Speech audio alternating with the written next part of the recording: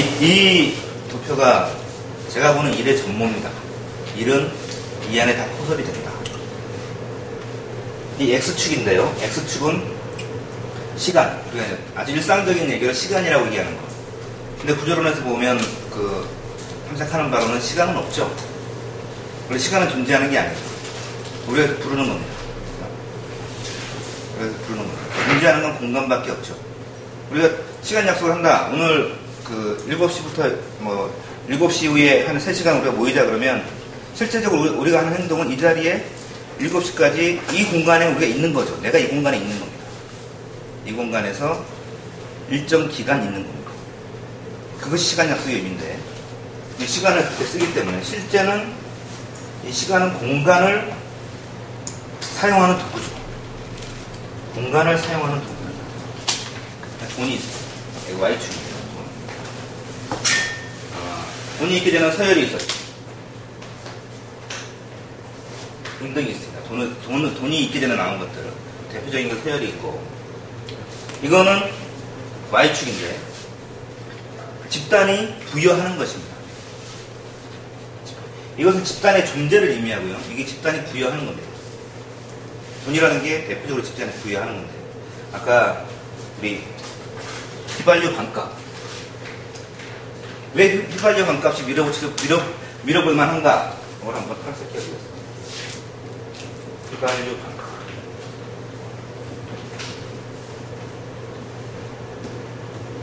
오늘 얘기하고 싶은 건 일을 내자 이건데요. 전모를 보고 일을 내자. 일단 일의 전모는 이 좌표 안에 다 포섭이 됩니다.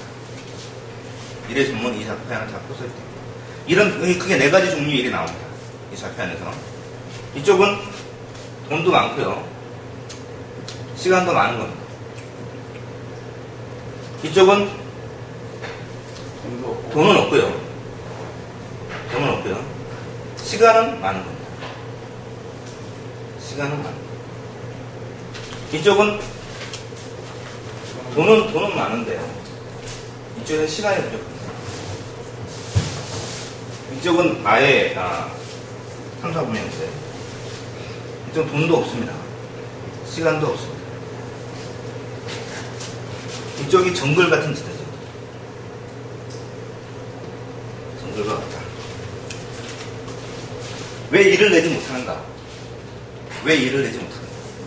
왜 보통 사람들은 일을 내지 못하는가? 왜 보통 평범한 집단들은 일을 내지 못하는가?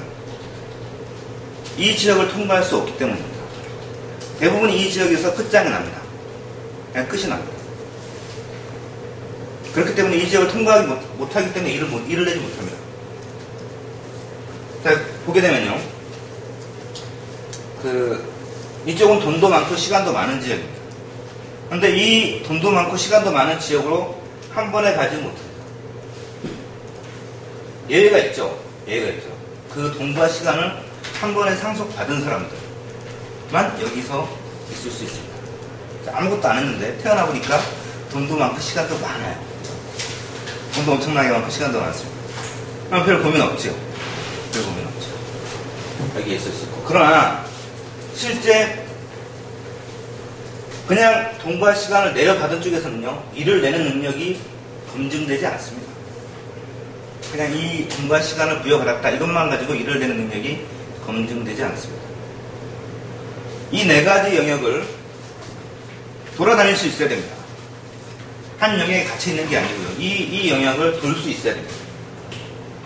이렇게 돌 수 있어야 되고요. 이렇게 돌 수 있어야 되고 이렇게 돌 수 있어야 됩니다.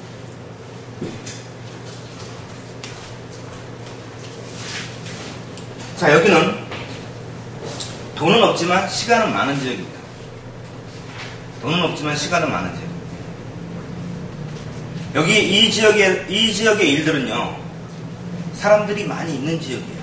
그래도 사람들이 많이 있는 지역. 그리고 이 지역에도 사람들이 있는데 이 지역의 사람들은 섞여 있습니다. 그냥 돈과 시간을 상속받은 사람들하고요, 실제 뭔가 일을 낼 줄 아는 사람들하고 섞여 있습니다. 이걸 좀 가려볼 수 있어야 된다. 그냥 돈과 시간을 상속받은 사람하고 일을 내는 능력을 가지고 있어가지고 돈과 시간을 다룰 줄 아는 사람들이죠. 자, 우리 구조론 식구들은 후자 쪽에 가까이 있고 그쪽에서 뭔가 일을 내야 된다 이렇게 봅니다.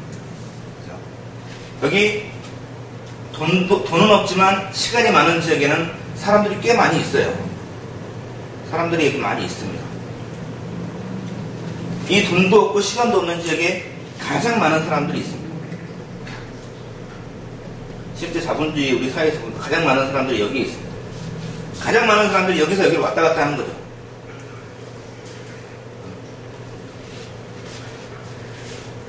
돈이 없기 때문에 돈을 구하러 일로 갑니다.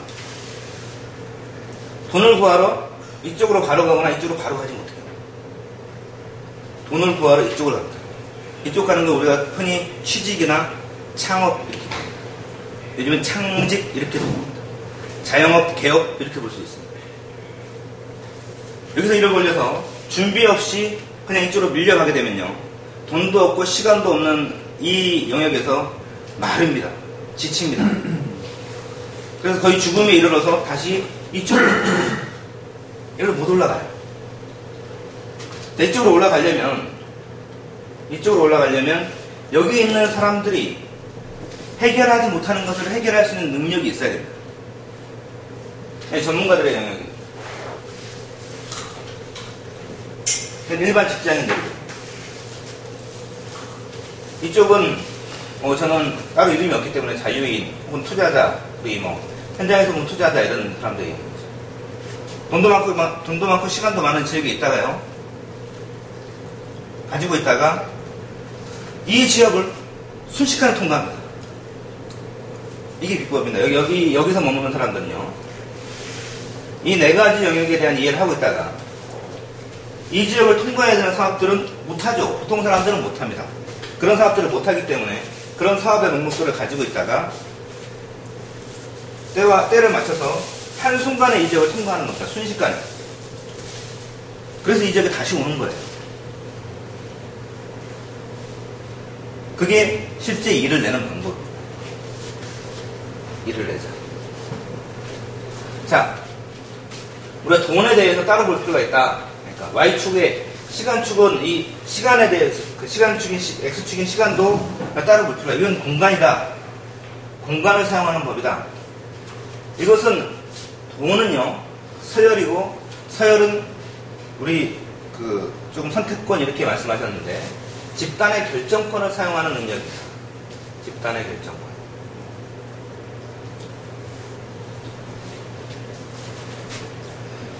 자, 우리가 민주화를 거치면서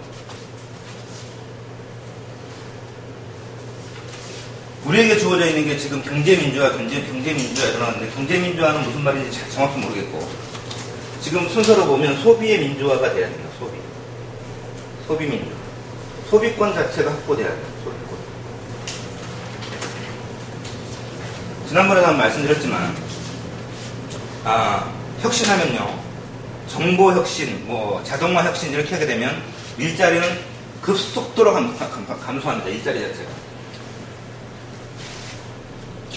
자체가 없어진 일자리가 증발된다. 여기에 대한 감각이 있어야 됩니다.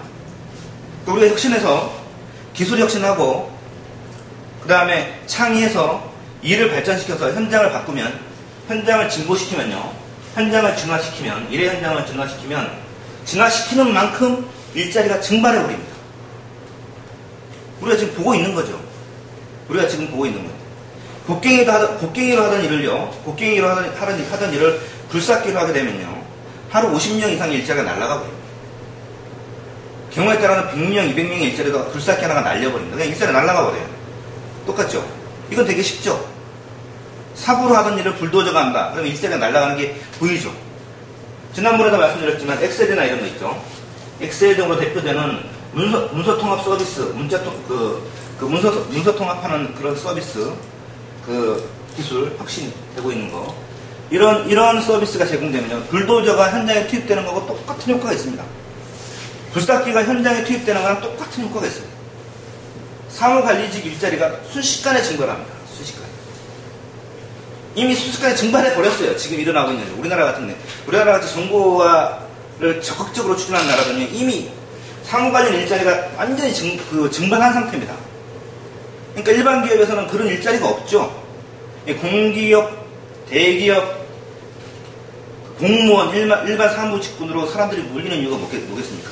나는 일반 사무직을 하고 싶은데 다른 현장에는 일반 사무직이 어때요? 없어요. 다 나가버렸습니다. 지금 유일하게 남아있는 게 대기업, 공기업, 공무원 조직에 남아있는 겁니다. 일반 사무직 일자리가. 그게 왜 남아있는 겁니까? 거기 일이 있어서 남아있는 겁니까?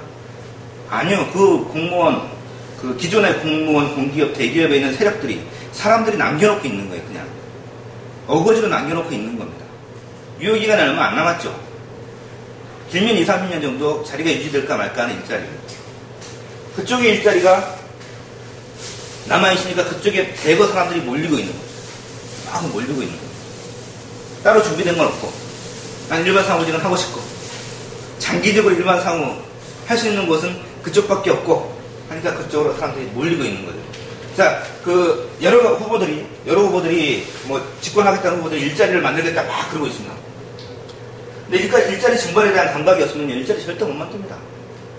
혁신하면 혁신할수록 일자리는 증발하는 거예요. 순식간에 날아가는 겁니다. 지금 시리 나오고 있죠. 시리. 인터넷이 이제 개별 모바일화 돼서 이렇게 개인 모바일로 인터넷 다 들어와 있습니다. 이게 개인마다 보급이 됩니다. 이걸 가지고 무슨 일을 하기 시작해요. 그러면 일자리가 조금 생기는 것 같지만요. 기존의 일자리도 또 확확 사라지고 있는 거예요. 일자리는 혁신되는 만큼 증발한다. 복지해야 된다. 이 정도 수준이 아니고요. 소비권 자체를, 소비할 수 있는 권한 자체를 개인에게 절대적으로 보여야 된다. 이런 개념을 가져야 됩니다. 이런 걸 계산해내야 돼요. 정책 담당자들 이런 걸 계산해내요. 우리가 현재 마련할 수 있는 국가적인 자금, 능력을 가지고 우리가 개별 시민들에게, 대한민국 시민들에게 얼마나 소비권을 부여할 수 있느냐. 이런 식에 대한 이런 탐색이 필요합니다. 개개인에게 우리가 5천만이면 5천만 개개인들에게 소비권의 개념으로 해서 재정을 부여해야 됩니다. 그 사람들이 각자 있는 현장에서 돈을 쓰게 해야 됩니다. 일자리와 상관없이. 왜냐? 일자리는 증발하니까. 이걸 받아들여야 됩니다. 지난번에 공격적으로 인류는 700억까지 가야 된다. 그 다음에 우리나라는 한 5억까지 가면 어떠냐? 인구가 이런 말씀 드렸는데. 이런 얘기 바로 하기 힘들겠죠. 그러나 우리가 지금 당면한 과제로, 아주 발등에 떨어진 과제로 봐도 인류가 100억까지 가는 것에 대한 준비를 해야 됩니다. 우리나라는요, 당장 5천만 원을 넘어서 1억까지 갈 수 있는 준비를 해야 돼요. 우리 주변에 있는 나라들을 보십시오. 중국 같은 경우는 1개 특별시가 한 2천만까지 육박하죠. 특별시 인구 자체가, 하나의 특별시 인구가 2천만에 육박합니다. 없는 것도 있나요? 모르겠는데. 지금 한 4개 있고 5개 만들어 간다는데. 특별시만 모아도 조금 있으면 중국은 1억이 됩니다. 특별 시민들만 모아도 1억이 돼요. 일본은 뭐 1억 넘어가 있는 건 마찬가지고, 러시아, 미국 마찬가지죠. 우리나라 주변에 있는 국가들 상황을 보면 이 안에서 우리가 독립적인 국가 공동체로서 운명을 유지하려면요, 인구는 반드시 증가시켜야 돼요. 인구 감소나 유지 이런 식으로 정책 쓰면요, 대한민국은 흔적을 남길 수가 없습니다. 인구를 증가하는 쪽으로 드라이브를 계속 걸어가야 됩니다. 그러니까 지금 소비권 이런 얘기했지만 이어져서 양육권 같은 게 나오겠죠. 무슨 기관 이런 게 아니고 애를 낳으면 애를 낳는 사람한테 돈을 주는 거죠. 우리가 1억까지 인구를 늘려가려면 어떻게 해야 되겠습니까? 부부가 결혼해서 자녀 4명을 낳으면 됩니다. 부부가 결혼해서 자녀 4명을 낳아서 키우면요, 자녀 4명 낳아서 키울 때까지 그 부부를 공무원이라 이렇게 생각해야 돼요. 공직자다 이렇게 생각해야 돼요. 국가에 공무한다 이렇게 생각을 하고 재정을 투여해야 됩니다. 그 부부한테, 4명까지 애를 키울 부부한테 돈이 일단 다 들어가고, 월에 300은 300, 500이면 500이 들어가고, 그 사람들이 돈을 쓰면 그 소비되는 걸로 국가는 경제 방향을 잡아서 나가는 거죠. 휘발유 반값. 이 재밌지만 얘기해 볼 만합니다. 에너지 반값인데요. 에너지 반값. 에너지를 낮추면요, 에너지를 낭비하겠죠. 에너지 값을 낮추면 에너지를 낭비할 겁니다. 에너지를 낭비하면 뭐가 절약이 될까요? 환경이 환경이 망한다고요? 망가진다. 에너지를 낭비하면요, 정보가 절약이 됩니다. 정보가 절약이 됩니다. 그래서 결국 에너지를 남길 수 있어요. 역설적이지만. 그죠? 자, 에너지를 휘발유 반값. 중간에 여러 되지 않는다 이런 얘기가 있을 수도 있지만, 일단은 방향은 맞다.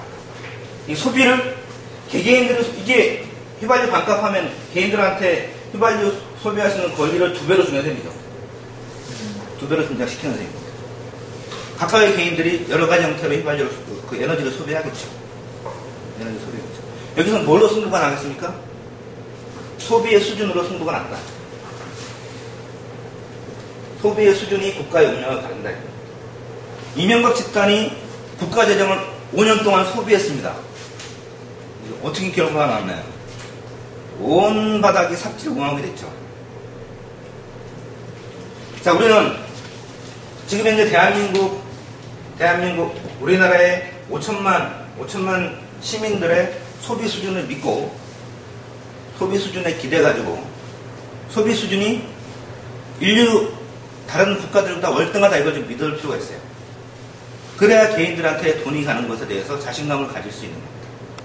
개인들한테 에너지가 가는 것에 대해서 자신감을 가질 수 있는 겁니다. 개인이 돈을 많이 가지면 자연이 망가질 거다, 이런 식으로 컨셉을 잡아가게 되면 이해 못합니다. 개인이 돈을 많이 가지고 에너지를 많이 가지면 우리나라는 중국이나 일본이나 미국이나 러시아를 순식간에 지킬 거다, 이런 마인드가 필요합니다. 특히 생명을 키우는 양육권, 생명을 키우고, 그리고 실제 여러 아이들을 가지고 움직일 수 있는 사람들에게 에너지가 투입되도록 해야 된다. 소비의 민주화다 하는 거, 소비의 민주화다. 집단이 아니고 개별 개인들에게, 가장 작은 단위의 개체들에게, 개인 사람들에게 돈이, 재정이 집행되도록 해야 된다. 그게 그 재정을 늘려서 소비를, 그 세금을 많이 걷어서 개인들한테 투자하는 방법도 있을 거고, 아니면 그 휘발유 반값처럼 돈을 안 받는 거죠. 돈을 안 받고 개인들이 많이 쓰도록 하는 방법도 있는 겁니다. 자, 여기서 5년 주기를 한 바퀴 돌았을 때 우리한테 돈이 남지 않아도 집단의 의사결정권이 남는다면 남는 정도입니다. 이걸 한번 해볼 수 있는 거죠. 지금 이명박이나 박근혜 집단들은 우리나라가 가지고 있는 돈과 서열을 다 장악했지만, 그 장악하고 5년의 나라를 돌려가지고 지금은 이 돈과 서열을 잃고 있습니다. 특히 이 집단의 의사결정권을 박탈당하고 있어요. 지난번 선거에서 우리가 봤죠. 수도권과 서울에서 집단의 의사결정권이 일정 정도 박탈됐습니다. 이것은 이 소비민주화라고 하는 흐름에 역행하고 있기 때문에. 역행하고 있습니다. 휘발유 반값. 정보를 절약한다.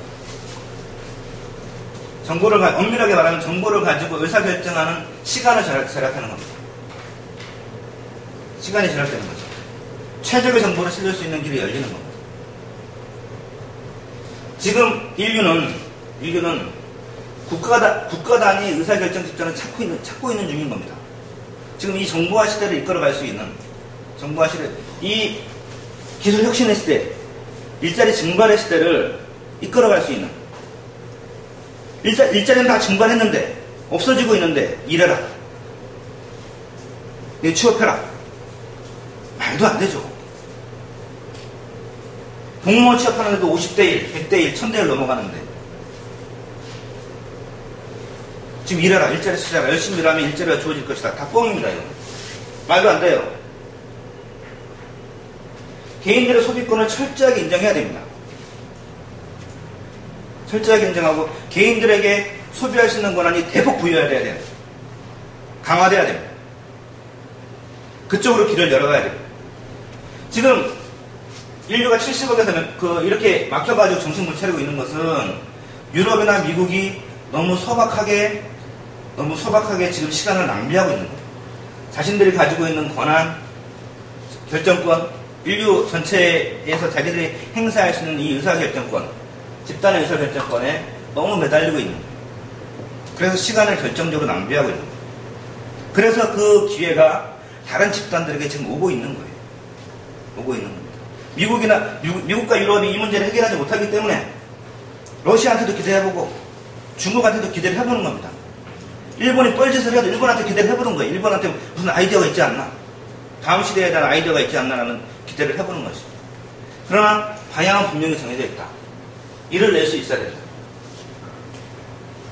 이 정글과 같은 시기를 한 방에 통과할 수 있는 안들을 내야 됩니다. 속도를 내야 됩니다. 그럼 정글의 법칙 보시는지 모르겠는데 지난번 최근 편을 보니까 김병만족이 시베리아에 가서 뿔닭을 잡아먹었습니다. 재밌지 않아요? 꿀다? 네, 뿔닭. 뿔닭을 잡아먹었어요. 네. 자, 김병만, 정글의 법칙 봅시다. 정글의 법칙. 김병만이라는 사람이 있어요. 김병만. 이 사람이 뭐 하던 사람입니까? 우리나라에서 개그 콘서트에 가서 달인하던 사람이에요. 일주일에 한 번씩 콘서트장에서, 개그 콘서트장에 나가서, 쇼 보여주고 갈채봤던 사람입니다. 근데 이 사람이 정글에 가서 뿔닭을 먹었습니다. 시베리아 가서 뿔닭을 먹었어요. 이 사람이 일상적으로 자기가 여기 개콘에 출연해가지고 연기를 하고 그날 저녁에 스태프들하고 닭볶음탕을 먹었어요. 그럼 일자리가 몇 개나 생겨날까요? 거기 일자리는 몇 개나 붙을까요? 근데 이 사람이 시베리아에 가서 뿔닭을 먹습니다.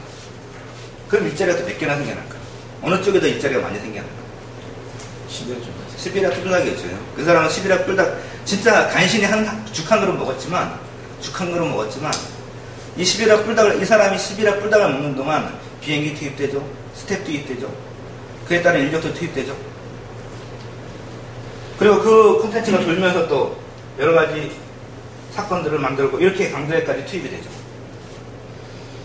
에너지가 생기는 겁니다. 아까 자연 파괴 뭐 이런 말씀 하셨는데 자연 파괴는 각오해야 된다 이렇게 생각하면 일정 정도. 여기에 쫄면 안 된다. 인간이 자연을 파괴해도 자연은 절대 회복 불가한 만큼 망가지지 않습니다. 여기에 대한 자신감은 가져야 됩니다. 그러니까 제가 기본적인 순서에서도 정복, 우주, 그 다음에 우주, 생명, 인류 이렇게 했지만 생명도 인류도 생명이죠. 인류의 번성 자체가 생명의 번성입니다. 생명의 번성. 생명이 인류가 망가뜨리면 망가질 만큼 그렇게 약한 존재가 아닙니다. 약한 존재가 아니에요. 마치 인류가 70억 되고 700억 되면 그 지상에 있는 모든 먹을 만한 거 다 먹어쳐가지고 생명이 다 앙상하게 멸종할 거다. 이런 환상은 이건 터무니없는 공포예요. 자기들이 만든 공포입니다. 자기가 자기 모습을 보고 너무 놀라가지고 자기가 너무 큰 거예요. 어느 날 보니까. 자기 때문에 인류가 뭐 자연이 다 멸망할 것 같은 이건 과대망상 같은 거예요. 절대 인류가 생명을 먹어치운다고 생명은 멸망하지 않습니다. 생명은 번영하죠. 인류가 번영하는 것 이상으로 번영합니다.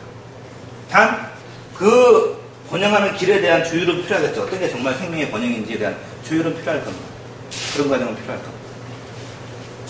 자, 여기서 시베리아 뿔닭에서 말씀드리고 싶은 건 속도입니다. 속도.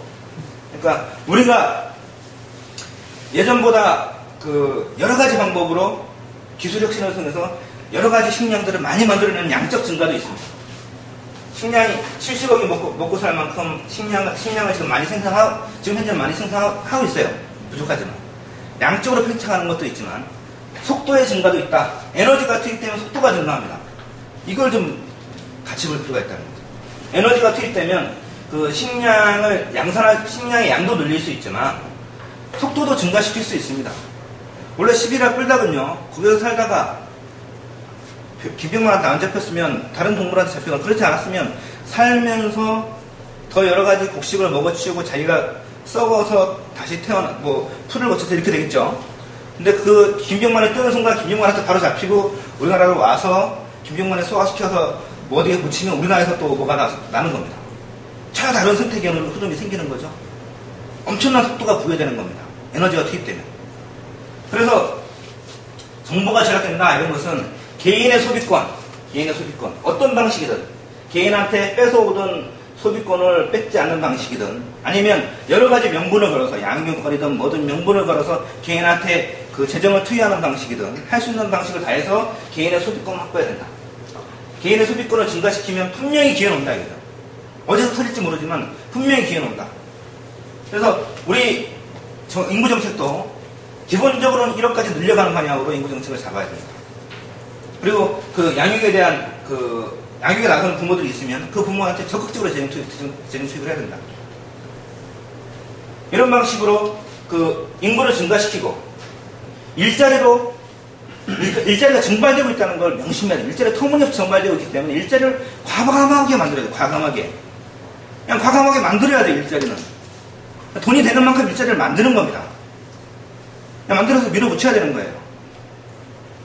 막 나눠줘야 되는 겁니다. 일자리를. 미국이 가보니까 땅이 많아가지고 땅을 막 나눠주듯이 우리나라는 일자리를 막 나눠줘야 됩니다. 젊은 사람들은 일자리를 막 나눠줘야 돼요. 일자리 증발이라는 걸 명확하게 인식하고 일자리를 마구 나눠줘야 됩니다. 그래서 그들이 여러 가지 일을 벌리도록 해야 돼요. 그래서 이 시기를 개인들이 홀로 혹은 일부 집단이 외롭게 통과하는 게 아니고 대한민국 전체가 여기로 확 지나가는 거죠. 한 바퀴 확 지나가는 겁니다. 또 한 바퀴 확 지나가고. 그러면서 대한민국이 이쪽으로 갈 수 있도록 방향을 틀고요. 그리고 이 의사결정을 하는 과정에서 돈이 가장 많이 낭비해도 되는 겁니다. 돈을 낭비해서 서열을 얻고요. 서열을 낭비해서 집단의 의사결정권을 얻어가야 됩니다. 그러니까 우리나라가 대한민국이라고 하는 나라가 가지고 있는 의사결정권을 계속 확보해 가야 돼요. 더 많이. 우리가 대통령 했으니까 국회에는 장악하는 이런 식으로 하면 안 돼요. 대통령 먹으면 국회도 먹고요. 국회를 먹으면 경제도 먹고 군사도 먹고 다 먹어야 됩니다. 지금 뭘 좀 아는 사람들이요. 민주화에 눈뜨고 인권에 눈뜨고 구조에 눈뜬 사람들이 깨는 사람들이 이 세상을 다 먹겠다 이러고 나가야 돼요. 그냥 난 이것만 하고 말래. 나는 대통령만 만들고 말래. 이렇게 할 거면 아예 안 하는 게 나아요. 괜히 엄한 사람만 쏘아놓고 또 쏘아져 나간 사람만 해를 입는 겁니다. 대한민국을 다 먹겠다. 그 다음에는 인류 전체를 다 먹겠다. 이렇게 나가야 되는 겁니다. 대한민국을 1억까지 밀어붙여서 1억이 충분히 살도록 하고 인류는 100억까지 충분히 살도록 하고 100억이 700억 될 때까지 우리가 먹여 살리겠다. 이런 계획을 계속 내야 됩니다. 비록 실패할지라도 실패도 빨리 하는 게 좋다 이거죠. 회복 안 하면 빨리 실패하는 게 좋다. 자, 이명박이나 박근혜 같은 경우는 실패를 안 한다는 게 문제입니다. 이 집단들은요, 인류의 실패와 무관해요. 그게 가장 큰 문제. 대한민국의 시간을 낭비하고 있다는 게 가장 큰 문제입니다. 이미 유럽의 각국에서 이명박이나 박근혜들은 무수하게 나왔던 거고, 그들은 이미 인류의 승패와 무관한 집단들이에요. 그래서 뭐라고 부릅니까? 동물에 가깝다. 이렇게 부릅니다. 인류로 구분하지 않고, 인류로 구분이 안 되고 쥐나 새나 이런 거에 가깝다. 그게 뭡니까? 인류의 진보와는 무관하다는 거예요. 그러니까 실패 자체가 없어요. 이 집단은 승패 자체가 의미가 없습니다. 승패 자체가 의미가 있는 집단은 김구의 세력이 그렇고, 장준하의 세력이 그렇고, 김대중의 세력이 그렇고, 노무현의 세력이 그런 거죠. 실패할 수 있어요. 근데 실패할만 하다는 거죠. 그죠? 실패를 하면 김구를 앞세우고 실패하고, 장준하를 앞세우고 실패하고, 김대중을 앞세우고 실패하고, 노무현을 앞세우고 실패해야 된다는 거예요. 다음 깃발이 되는 사람들을, 정말 인류 앞에 내놓을 만한 사람들을 앞세워서 우리가 실패해야 된다는 거예요. 지금 우리가 문재인을 다시 보는 것도 그런 거 아닙니까? 꼭 완전히 성공하겠다 이런 거 아니잖아. 성공을 하면 크게 하겠다. 실패라도 밀고 나가겠다.